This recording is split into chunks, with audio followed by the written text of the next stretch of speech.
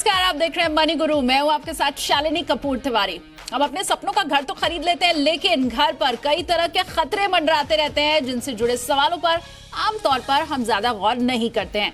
ऐसे में हो सकता है कि आपको नुकसान भी उठाना पड़े, और इसीलिए आज हमारे साथ रिलायंस जनरल इंश्योरेंस के सीईओ राकेश जैन और policyx.com के C E O and founder Naval Goyal ji जुड़े हुए हैं, और इन्हीं तमाम मुद्दों पर हम अपने इन दोनों ही मेहमानों से खास चर्चा करेंगे। शुरुआत में नवल आपके साथ करना चाहूंगी। होम लोन लोग ले लेते हैं, उसके बाद सपनों का घर भी ले लेते हैं और कई सालों तक ईएमआई भी भरते रहते हैं, लेकिन होम इंश्योरेंस की भी उन्हें जरूरत पड़ सकती है। ऐसा अमूमन हमने देखा है कि लोग इसे नजरअंदाज ही कर देते हैं। क्या है होम इंश्योरेंस, कितना इंपॉर्टेंट है? सबसे पहले इंट्रोडक्शन के तौर पर व्यूअर्स को बताइए कि ये दरअसल है क्या।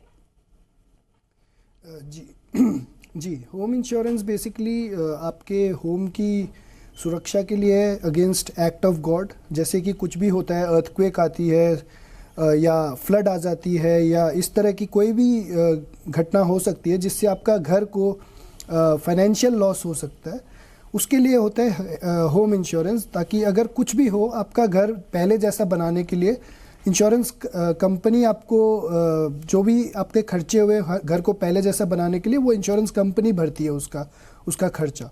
तो उसके लिए आपको एक बहुत ही छोटा सा प्रीमियम देना पड़ता है सालाना, आपको आपका घर को प्रोटेक्ट करने के लिए। आप उसमें घर या अपने घर के सामान भी प्रोटेक्ट कर सकते हैं। बिल्कुल। और देखिए व्यूअर्स को मैं बता दूं कि आप अगर चाहें तो हमसे होम इंश्योरेंस से जुड़े हुए कोई भी सवाल पूछ सकते हैं। फेसबुक और ट्विटर पर हम लाइव हैं, वहां कमेंट बॉक्स में आप अपने सवाल को लिखिए और उसका जवाब मौजूद है शो में जवाब देंगे उसका। अगला सवाल राकेश जैन जी आपसे है कि हाउस होल्ड पॉलिसी का आखिर महत्व कितना है, और सबसे इंपॉर्टेंट चीज की कौन कौन सी चीजें इसमें कवर होती हैं।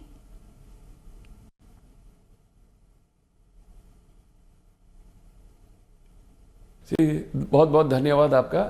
मैं सबसे पहले ये कहना चाहता हूँ कि लास्ट मतलब 10, 15, 20 सालों में हम लोगों ने ये देखा है कि हाउस और ये जो है घर की कीमतें इतनी हो गई हैं कि आज एक आदमी की सबसे इम्पोर्टेंट सबसे बड़ी एसेट जो है वो घर हो गई है। बहुत लोगों ने उसके अगेंस्ट में मान लीजिए लोन भी लिया हुआ है और वो उस लोन को चुका रहे हैं। कहीं ना कहीं ये एसेट क्लास को प्रोटेक्ट करना उतना ज़रूरी है जितना इसको ओन करना ज़रूरी होता है।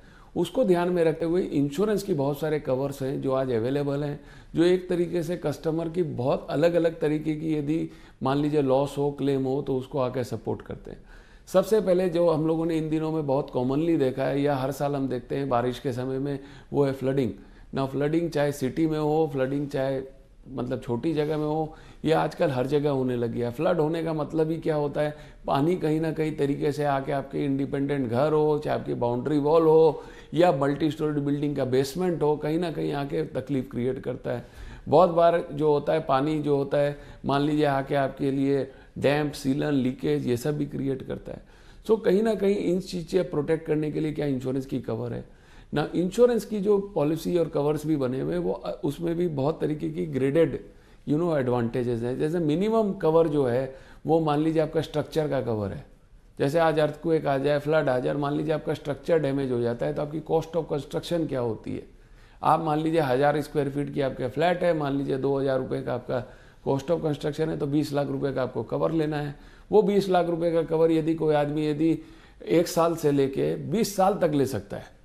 स्ट्रक्चर्स की कवर लॉन्ग टर्म भी मिलती है, और लॉन्ग टर्म में अच्छी बात यह है कि आपको 50% तक लॉन्ग टर्म डिस्काउंट भी मिल सकता है। तो कहने का मतलब यह है कि कोई आदमी 10 साल का कवर ले तो उसको वर्चुअली 5 साल के प्रीमियम में वो चीज़ मिल सकती है आज के तारीख में, और उसको ध्यान रखने की ज़रूरत नहीं है। सालाना प्रीमियम यदि हम ध्यान से देखें तो बहुत ही नॉमिनल होता है। 20 लाख रुपए का कवर मेरे हिसाब से 1000 रुपए के अंदर में आ जाता है। बिल्कुल, लेकिन प्रीमियम देने के बाद भी आगे चल करके किसी तरह की दिक्कत ना हो, इसके लिए कुछ सावधानियां भी जरूर बरतनी पड़ती होंगी, क्योंकि अमूमन यही देखा गया है कि जिस वक्त क्लेम कोई भी करता है तो वहां पर परेशानियां आनी शुरू होती हैं। नवल, मुझे एक बात बताएं, हाँ, हम चाहे होम इंश्योरेंस की बात कर लें, दूसरे किसी तरह के इंश्योरेंस की बात कर लें, वो जो टर्म्स एंड कंडीशंस होती हैं, जो बारीक बारीक अक्षरों में कागज के पीछे लिखी हुई चीजें होती हैं, वो अमूमन आम आदमी पढ़ता भी नहीं है, शायद उसका इंटरेस्ट नहीं होता हो इसमें, या अगर कोई पढ़ने की कोशिश करता है तो उसको बहुत सी बातें समझ में नहीं आती हैं। कितना इंपॉर्टेंट है टर्म्स एंड कंडीशन को पढ़ना, और आपका जो एजेंट है उससे इसके बारे में आप जानकारी हासिल करें, ये तमाम जो बारीकियां हैं इसके बारे में बताएं। जी, ऐसी कोई बहुत ज़्यादा दिक्कतें नहीं आती क्लेम के टाइम में, लेकिन स्वाभाविक है कि आपको अपनी टर्म्स एंड कंडीशंस जाननी चाहिए। उसके लिए हम सजेस्ट करते हैं कि आप ऑनलाइन पढ़ें होम इंश्योरेंस के बारे में, उसकी टर्म्स एंड कंडीशंस के बारे में, या फिर एजेंट से भी बात करें तो एटलीस्ट 2 या 3 एजेंट से बात करें, सो दैट आपको कोई बाद में जाके दिक्कत ना आए। आपको पता होना चाहिए क्या कवर्ड है, क्या नहीं कवर्ड है, और उसी हिसाब से आप पॉलिसी ले, उसी एक्सपेक्टेशंस के साथ आप पॉलिसी ले, ना कि बाद में कोई सरप्राइज एलिमेंट आए पॉलिसी के अंदर। आपने कोई भी देखिए, हर टर्म्स एंड कंडीशंस पढ़ना और उनको समझना हर किसी के बस का तो होता नहीं है।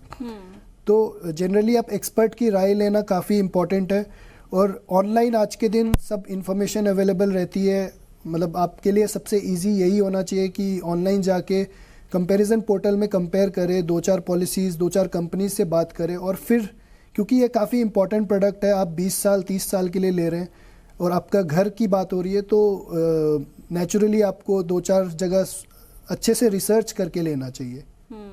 बिल्कुल, तो रिसर्च करना इसमें बहुत ज़्यादा ज़रूरी है। और राकेश जी, मैं आपके पास भी ज़रूर आऊँगी, लेकिन नवल, एक फेसबुक पे हमारे व्यूवर हैं, वो एक सवाल पूछ रहे हैं। शाहिद अली ने पूछा है कि अगर मैं रेंट पे रहता हूँ तो रेंट हाउस का इंश्योरेंस किस तरीके से होगा?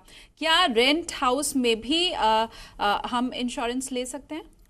जी बिल्कुल ले सकते हैं। रेंटेड हाउस के इंश्योरेंस, अगर रेंटेड हाउस को कुछ हो जाता है तो उसके ओनर को जो भी डैमेज होता है उसके ओनर को मिलेगा, ना कि रेंटेड पर्सन को, जो जिसने भी रेंट पे लिया हुआ है। बट डेफिनेटली रेंटेड हाउस का भी इंश्योरेंस हो सकता है।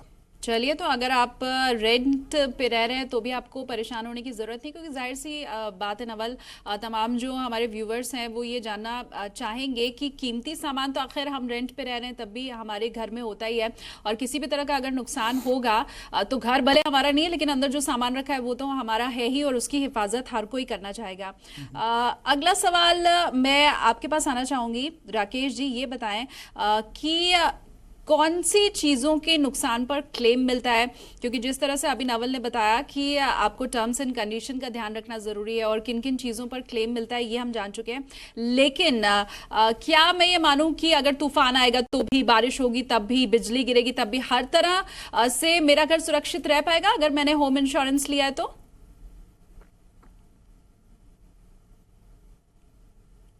ये बहुत अच्छा क्वेश्चन है। ये बहुत लोग हमसे आके पूछते हैं और हम उनको बताते भी हैं कि आप जो घर के अंदर जो चीज़ें रखते हैं, चाहे वो इलेक्ट्रॉनिक हो, चाहे आपका फर्नीचर हो, चाहे आपके कपड़े हों, चाहे आपकी ज्वेलरी हो, ये सब चीज़ें जो होती है हाउस होल्डर आइटम में कवर हो सकती हैं।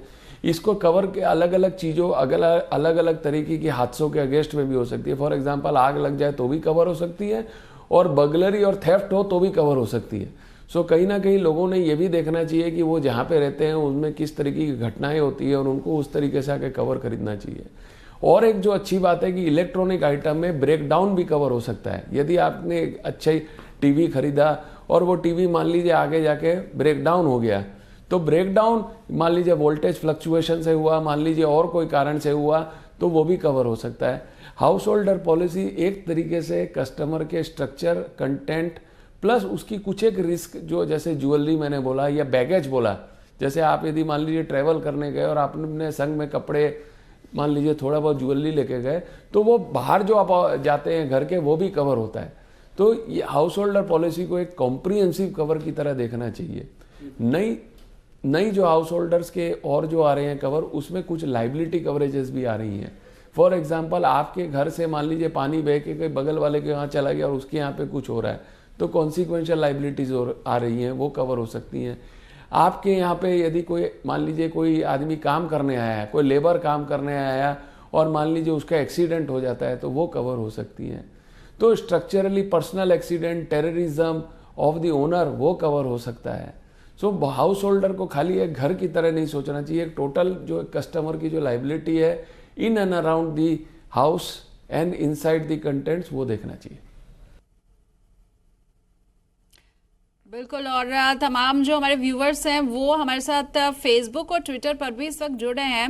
नवल, ऐसे ही एक सवाल आया, मैं चाहूंगी आप उसका जवाब दें। शिवशंकर विजय ने लिखा है कि इंश्योरेंस करवाएं आखिर किस तरह से, होम इंश्योरेंस कैसे करवाएं, ये बड़ा इनका सीधा सा सवाल है। इनका कहना है कि मार्केट में लोग कार इंश्योरेंस देते हैं, मेडिकल इंश्योरेंस बेचते हुए तो मिल जाते हैं, लेकिन होम इंश्योरेंस देने वाले मिलते नहीं है।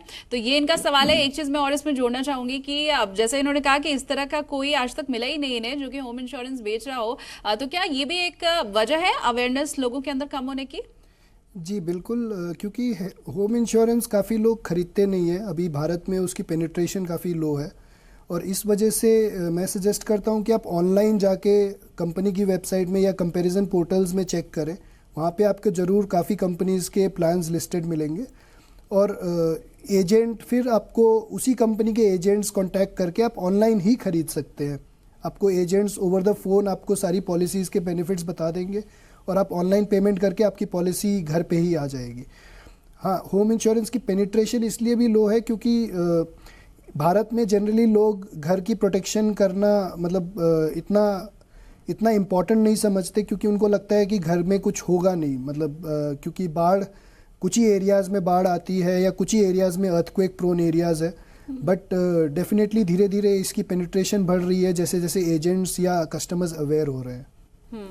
बिल्कुल। और नवल, सवाल मैं ये भी पूछना चाहूंगी कि देखिए, अगर मेरे घर में चोरी हो जाती है, ठीक है, या दूसरी कोई परेशानी आ जाती है, मान लीजिए आग लग गई मेरे घर में, तो ये मैं कैसे साबित कर पाऊंगी कि मेरे घर के अंदर क्या क्या आइटम रखा हुआ था, क्या नहीं रखा हुआ था, किस तरह से इसका निपटारा होगा? क्योंकि हो सकता है कि मेरे से इसके लिए कुछ सबूत मांगे जाए कि भाई आपके घर में टीवी था, फ्रिज था, या टीवी था तो वो इतना महंगा वाला ही था, इतनी ज्वेलरी थी, कैसे साबित होगा? जी, ये सवाल काफ़ी लोग पूछते हैं। सो बेसिकली होता क्या है, आप जब इंश्योरेंस लेते हो उस टाइम पे आपको हर वो सामान या हर वो स्ट्रक्चर के बारे में इंफॉर्मेशन देनी होती है प्रपोजल फॉर्म में, जिसमें आप लिखते हो कि मेरे पास ये टीवी है, इसकी इंश्योरेंस मैं करना चाहता हूँ और इसकी प्राइस 55,000 की है, लेट्स से ये स्ट्रक्चर है जिसकी कीमत 1 करोड़ की है, या कुछ भी हो, तो आप लेते वक्त ही बताते हो इंश्योरेंस कंपनी को कि ये सारे सामान का इंश्योरेंस है जो मुझे लेना है। और जब आपका क्लेम आता है तो वो इन्वेस्टिगेटर आता है, वो थोड़ी सी अपनी जांच करता है कि ये क्लेम जेन्युइन है या नहीं है, बट वो सामान जो आपने जो भी प्रपोजल फॉर्म में पहले दिया हुआ है वो अज्यूम किया जाता है कि वो था, अगर चोरी भी हुआ है तो। और अगर मैंने आज होम इंश्योरेंस करवाया है और 3 साल तक मैं उसी को रिन्यू करती रहूं, और इस 3 साल के दरमियान मैंने कुछ और कीमती चीज़ें खरीदी हैं जो मेरे घर में रखी हुई हैं, तो क्या उसको ऐड ऑन कराना होगा?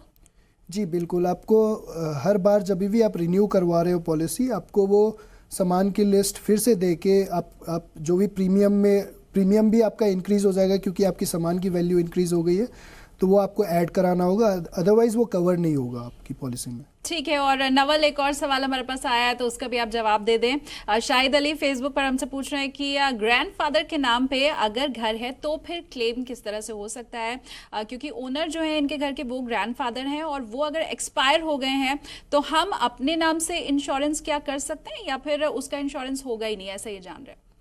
नहीं, इंश्योरेंस पॉसिबल है। आप घर का इंश्योरेंस करा रहे हैं तो घर का इंश्योरेंस पॉसिबल है। आपके सिर्फ प्रपोजल फॉर्म पे जो प्रपोजर है वो आप हो जाएंगे, और आपको क्लेम बाकायदा मिलेगा क्योंकि आपके ग्रैंडफादर के नाम पे है, तो वो बाय लॉ आपके नाम पे आ जाएगा प्रॉपर्टी, तो इंश्योरेंस कंपनी उस केस में क्लेम दे देती है। ठीक है। राकेश जैन जी, मैं अब आपका रुख करूंगी। प्रीमियम किस तरह से तय होता है, ये भी एक बड़ा सवाल है, क्योंकि हो सकता है कि मैं ऐसे एरिया में रह रही हूँ जहाँ पर शायद हर साल ही बाढ़ आती है या कोई दूसरी दिक्कत है, तो प्रीमियम आखिर तय किस तरह से होता है होम इंश्योरेंस का? और अगर मैं कम करवाना चाहती हूँ प्रीमियम, तो क्या इसका कोई उपाय है? और ज़्यादा से ज़्यादा अगर प्रीमियम मैं दे रही हूँ तो फिर कौन कौन सी चीज़ें शामिल हो पाएंगी? ये ज़रा प्रीमियम की जो पेचीदगी है वो बताएं। हाउस होल्डर पॉलिसी यदि ध्यान से आप देखें तो बहुत ही सस्ती पॉलिसी होती है। जैसा मैंने पहले कहा कि स्ट्रक्चर की पॉलिसी यदि कोई 20 लाख रुपए की खरीदता है तो 1,000-1,200 रुपये के अंदर में आ जाएगी। उसके बाद आप यदि कंटेंट्स खरीदने जाते हैं तो कंटेंट्स में आपके पास यदि आपने ब्रेकडाउन के लिए खरीदा है तो आपको थोड़ा और पैसा देना पड़ेगा। उसके बाद आप यदि आपने टेररिज्म और वो दिया है, मेरे हिसाब से कोई 20 लाख रुपए का 1000 स्क्वायर फीट का घर खरीदता है तो उसकी 4-5 हज़ार रुपये में पॉलिसी आ जाती है, जो कि एक बहुत ही नॉमिनल अमाउंट है। आप यदि ध्यान से देखें तो महीने के 300-400 रुपये भी नहीं होते। और लेकिन अच्छी बात ये हो रही है कि ये सारी पॉलिसीज़ को आदमी चाहे अपने तरीके से खरीद सकता है, वो चाहे उसको थोड़ा सा 10 मिनट का समय देना पड़ेगा। क्योंकि यदि आप बोलोगे भाई मेरे घर में कितनी टीवी है, 1 टीवी है, 2 टीवी है, या मेरे पास एक वॉशिंग मशीन है, या मान लीजिए हमारे पास सोफ़ा फर्नीचर है, यदि थोड़ी ज्वेलरी है, मैं रेकमेंड करता हूँ कि 10 मिनट का समय यदि कोई आदमी दे दे तो उसको ये पॉलिसी बड़ी आराम से, बड़ी इजीली मिल सकती है। ये पॉलिसी बहुत ही सिंपल पॉलिसी है, यहाँ पे कोई भी चीज़ कॉम्प्लिकेटेड नहीं है। और जितनी डिक्लेरेशन अच्छी होती है, यदि कोई भी चीज़ होती है तो इमीडिएट क्लेम सेटलमेंट भी होता है। हमारी समझ में 99.9% क्लेम जो होते हैं यहाँ पे सब सेटल हो रहे हैं इंडस्ट्री में, और उसको ध्यान में रखते हुए कस्टमर के लिए बहुत ही फ़ायदे की बात है। बिल्कुल। और नवल, ये भी ज़रा बताएं कि इंश्योरेंस नहीं मिलने की भी क्या संभावना होती है? ऐसा हो सकता है कि मैं किसी कंपनी के पास जाऊं और बोलूं कि भाई मुझे मेरे लिए होम इंश्योरेंस चाहिए, तो वो रिजेक्ट कर दे मेरी एप्लीकेशन, बोले नहीं आपको तो नहीं मिल सकता। ऐसा हो सकता है क्या? जी बिल्कुल हो सकता है। कई सारी इंश्योरेंस कंपनी के अपने अपने गाइडलाइंस होते हैं। वो जैसे फॉर एग्जांपल अगर कोई जगह है जहाँ पे हर साल फ्लड आ रहा है, तो इंश्योरेंस कंपनी हो सकता है वो अपनी लिस्ट में उस एरिया को डिक्लाइन करके रखे। तो इंश्योरेंस कंपनी के पास 3 ऑप्शंस होते हैं। जब भी कोई प्रपोजल लेके जाता है, या तो वो उसको उसी प्रीमियम पे कवर दे दे, या फिर डिक्लाइन कर दे, या फिर वो बोले कि आपको मैं कवर दूंगा लेकिन ज़्यादा प्राइस पे दूंगा क्योंकि आपका रिस्क ज़्यादा है। तो जहाँ पे भी इंश्योरेंस कंपनी को लगता है कि ये रिस्क बहुत ही ज़्यादा है या क्लेम आने की संभावना काफ़ी ज़्यादा है, वहाँ पे वो डिक्लाइन करने की संभावना बनती है। और इसके अलावा अगर मेरी प्रॉपर्टी का इंश्योरेंस नहीं हुआ है तो क्या, रजिस्ट्री नहीं हुई अगर मेरी प्रॉपर्टी की, तो क्या ऐसे केसेस में भी हो सकता है कि मुझे दिक्कत आए इंश्योरेंस मिलने पे? या हो सकता है कि लड़ाई चल रही हो 2 भाइयों के बीच में, अभी पता ही नहीं है कि प्रॉपर्टी किसकी है, लेकिन फिर भी अगर मैं अपने वाले हिस्से का इंश्योरेंस करवाना चाहूँ तो पॉसिबल होगा? जी पॉसिबल है इंश्योरेंस करवाना, लेकिन दिक्कतें आ सकती है। कुछ कंपनीज ये बोल सकती है कि पहले डिस्प्यूट रिजॉल्व हो जाए, क्योंकि क्लेम किसको जाएगा वो गारंटी इंश्योरेंस कंपनी को होनी चाहिए eight the time of purchasing the policy. तो वो अगर नहीं है, वो क्लियर नहीं है कि क्लेम किसका बनता है, तब इंश्योरेंस कंपनी ऑब्वियसली वो प्रपोजल कैसे एक्सेप्ट कर सकती है। बिल्कुल। और सवाल कुछ और भी आ रहे हैं फेसबुक पर, तो उन्हें भी शामिल कर लेते हैं शो में। किसी ने पूछा है कि हम अगर आज इंश्योरेंस करवाएं तो हमारे जो एसेट्स हैं वो क्या पुरानी प्राइस के तौर पर देखे जाएंगे? और अगर घर की बात करें तो ये पूछना चाह रहे हैं कि जो डिक्लेयर्ड प्राइस है क्या उस पर इंश्योरेंस मिलेगा या फिर डेप्रिसिएटेड वैल्यू के ऊपर मिलेगा? क्योंकि हो सकता है कि घर 20-30 साल पुराना हो, तो किस तरह से तय होगा ये? जी वो डेप्रिशिएटेड वैल्यू पे मिलता है। जो भी आपकी घर की वैल्यू आप डिक्लेयर करते हो कि फॉर एग्जांपल आपका घर, आपको लगता है कि अगर डैमेज होता है तो 1 करोड़ रुपए लगेंगे बनाने में, तो जो कॉस्ट आपको बनाने में लगेगी उसी की आप मतलब अगर आप आज बनाते हो घर तो उसकी कॉस्ट आपको देनी होगी इंश्योरेंस करवाने के लिए। क्योंकि इंश्योरेंस का एक कॉन्सेप्ट होता है कि आपको फ़ायदे के लिए इंश्योरेंस नहीं दी जाती, आपको प्रोटेक्शन के लिए दी जाती है। तो आपको जैसा हादसे से पहले आपकी जैसे स्थिति थी वही स्थिति में लाने के लिए, तो इसीलिए इंश्योरेंस कंपनी ये बोलती है कि आपको अगर आज बनाने में जो भी घर की कॉस्ट आती है वो कॉस्ट की आप इंश्योरेंस करवाएं। ठीक है नवल, एक सवाल और आया है, फटाफट से आप इसका भी जवाब दे दीजिए। हालांकि मुझे लगता है मैं इसके ऊपर पहले आपसे पूछ चुकी हूँ और हम चर्चा कर चुके हैं। रवि कुमार है, ये पूछ रहे हैं कि क्या जब हम इंश्योरेंस ले रहे हो तो उस वक्त घर में जितनी भी चीज़ें हैं उनके बिल ज़रूरी होंगे क्या? दिखाना पड़ेगा कंपनी को, इंश्योरेंस कंपनी को? बिल्स होने चाहिए ज़्यादातर कीमती सामानों के, बट आप ओवरऑल लेवल पे ये बता सकते हो कि ये सारी सामान मिलके मेरा मान लीजिए 5 लाख का सामान है, तो आप at the time of proposal ही आप दे सकते हो ये 5 लाख का सामान था और ये मेरा चोरी हो गया या डैमेज हो गया। और प्रपोजल के टाइम पे आपको देना होता है कि एक एस्टिमेट देना होता है। हर चीज़ की बिल ज़रूरत नहीं होती, बट एस्टिमेट देना पड़ता है। बिल्कुल। तो हालांकि एडवाइजेबल यही है कि अगर आप सामान खरीद रहे हैं तो उसका बिल अगर आप साथ में रखते चलें तो ये अच्छा हो सकता है। और जो नुकसान हो गया है नवल, उसका प्रूफ कितना ज़्यादा ज़रूरी होगा? क्या अगर मेरे घर में आग लग गई है तो उसका क्या वीडियो बनाना ज़रूरी है, फ़ोटो खींचनी ज़रूरी है? किस तरह से हम इंश्योरेंस कंपनी को बताएं? हादसा होने के कितनी देर के बाद बताना ज़रूरी होता है? क्या इसके लिए भी कोई टाइम फ्रेम डिसाइडेड है कि आपको 15 से 20 घंटे या तुरंत ही बताना होता है? क्या है इसकी अब डिटेल्स? नहीं, ऐसा कुछ नहीं है। आप प्रूफ का बर्डन आपके ऊपर नहीं है कि आपको प्रूफ करना है कि डैमेज हो गया। आपको सिर्फ बताना है कि डैमेज हो गया। बाकी इंश्योरेंस कंपनी के इन्वेस्टिगेटर्स होते हैं, वो उनका काम होता है प्रूव करना इंश्योरेंस कंपनी को कि डैमेज एक्चुअली में हुआ है। तो अगर डैमेज एक्चुअली में हुआ है तो आपको कोई घबराने की ज़रूरत नहीं है, क्योंकि मतलब उनको प्रूव करना पड़ेगा कि डैमेज नहीं हुआ है अगर उनको क्लेम रिजेक्ट करना है तो बर्डन ऑफ प्रूफ जो है वो इंश्योरेंस कंपनी के ऊपर है कि डैमेज नहीं हुआ है अगर वो क्लेम रिजेक्ट करते हैं तो। राकेश जी, इसी से मिलता जुलता सवाल मेरा आपसे भी है कि अगर मैं क्लेम करने जा रही हूँ तो उसका तरीका क्या होना चाहिए, आगे मुझे दिक्कत ना हो, इसके लिए मेरे क्लेम का तरीका क्या हो?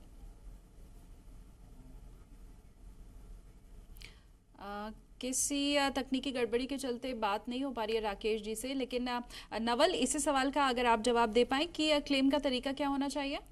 जी, सबसे पहले तो अगर कोई भी हादसा होता है तो आपको क्लेम इंटीमेशन करना होता है इंश्योरेंस कंपनी के या तो ब्रांच ऑफिस में या ऑनलाइन या टोल फ्री नंबर पे कि ऐसे ऐसे हादसा हो गया और मेरी पॉलिसी कवर्ड है। वो आपसे कुछ डिटेल्स लेंगे कि क्या हुआ है क्या नहीं, और फिर वो इन्वेस्टिगेटर भेजते हैं। उसके बाद लॉस की एस्टिमेशन होती है कि इतने का क्लेम मिलना चाहिए या इतने का लॉस हुआ है, और उसके बाद फिर कुछ दिनों में क्लेम मिल जाता है। तो प्रोसेस सिंपल है कि आप इंटीमेशन सबसे पहले करें और उसके बाद इंश्योरेंस कंपनी खुद ही आपको गाइड कर देती है कि ऐसा ऐसा करना चाहिए। अच्छा, अगर मैंने प्रीमियम कोई मिस कर दिया है, क्योंकि लोन भी हम लेते हैं तो उसके लिए भी एक इंश्योरेंस होता है कि भाई अगर नौकरी चली जाए, किसी दूसरी तरह की दिक्कत आ जाए, याद नहीं रहा कभी, तो ऐसे में लोग जो उनको प्रीमियम देना होता है वो भूल जाते हैं, ईएमआई भूल जाते हैं। इन केस अगर मेरा प्रीमियम भी मिस हो जाता है तो फिर कंपनी क्या करेगी? जी, अगर प्रीमियम मिस हो गया तो आपकी पॉलिसी लैप्स हो सकती है और उस दौरान आपका फिर कवरेज नहीं रहता है। कुछ कंपनीज आपको ग्रेस पीरियड देती है। फॉर एग्जांपल 1 साल हो गया और आपका प्रीमियम ड्यू था और आपने 10-15 दिन तक का ग्रेस पीरियड में फिर भी भर दिया तो आपकी पॉलिसी कंटिन्यू रहेगी। अदरवाइज़ वो लैप्स हो जाएगी और उसके कोई भी बेनिफिट्स फिर नहीं मिलते हैं। ठीक है। और कितने वक्त के लिए मैं पॉलिसी ले सकती हूँ? अगर मैंने 30 साल की उम्र में अपना घर बनाया है तो क्या 60 साल तक की उम्र के लिए, मतलब 30 साल तक के लिए क्या मैं पॉलिसी ले सकती हूँ ये? जी बिल्कुल। पहले जनरली ये होता था कि हाउस पॉलिसी सिर्फ 1 साल की होती है, क्योंकि ये जनरल इंश्योरेंस है, हर साल उसको रिन्यू करना होता है। अब ये है कि कुछ कंपनीज लॉन्ग टर्म पॉलिसीज़ लेके आई है जहाँ पे 30 साल तक का भी कवर अवेलेबल है। तो वहाँ पे आप 30 साल का कवर ले सकते हैं, बट आपको प्रीमियम हर साल ही देना पड़ता है उसका। और जैसे ही आप प्रीमियम देना बंद करोगे तो आपकी पॉलिसी लैप्स हो जाएगी। तो इफेक्टिवली वो सालाना पॉलिसी ही है, बट ये है कि लॉन्ग टर्म कवर होने की वजह से आपको प्रीमियम में थोड़ा सा डिस्काउंट मिल जाता है। ठीक है। और मेरी एज भी क्या इसमें मैटर रखती है? अगर 60 साल से ऊपर का व्यक्ति या सीनियर सिटीजन अगर लेना चाहता है होम इंश्योरेंस, तो क्या उस कंडीशन में प्रीमियम के ऊपर कोई असर होगा? या कहीं ऐसा तो नहीं कि आपकी ज़्यादा उम्र हो गई है, 70-75 के आप हो गए तो आपको होम इंश्योरेंस मिले ना? नहीं, ऐसा कुछ नहीं है। होम इंश्योरेंस को आपकी एज से ज़्यादा कोई लेना देना होता नहीं है, क्योंकि इफेक्टिवली एक घर को ही कवर कर रहा है। तो इसका ओनर भले ही यंग हो या ओल्ड हो, उससे कोई फ़र्क नहीं पड़ता उसको। बिल्कुल। लेकिन कुल मिलाकर के आपको होम इंश्योरेंस लेना अब ज़रूरी होता है, क्योंकि इतनी मेहनत करके आप घर खरीदते हैं और उसके बाद एक एक करके घर का सामान इकट्ठा करते हैं, और अगर कोई भी परेशानी, कोई भी दिक्कत आ जाए तो आपकी ज़िंदगी भर की जो मेहनत की गाड़ी कमाई है वो पल भर में ख़त्म हो जाती है। तो होम इंश्योरेंस की जो इंपॉर्टेंस है वो भी समझना बेहद ज़रूरी है। बहुत शुक्रिया नवल आपका, और इसके अलावा राकेश जैन जी भी हमारे साथ शो में जुड़े हुए थे। आप दोनों का बहुत शुक्रिया आज मनी गुरु में आने के लिए।